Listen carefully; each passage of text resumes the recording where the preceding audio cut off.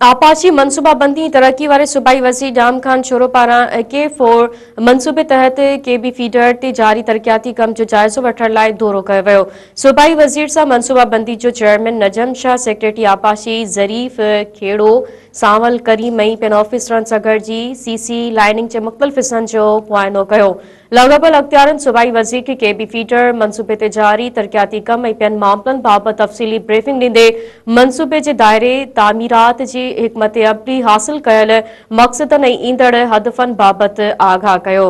उन मौक़े ते सूबाई वज़ीर जाम खान छोरो चयो त मनसूबे जी बर वक़्त मुकमल थियण ऐं मक़सदनि जे हसूल लाइ रफ़्तार ऐं मयार ॿिन्हिनि खे हर हालत में बरक़रार रखी तरक्याती कम जल्द खां जल्द मुकमल कयो वञे त जीअं जिन इलाइक़नि खे पाणी जी घणी ज़रूरत आहे उन्हनि खे फ़राहम कयो वञे।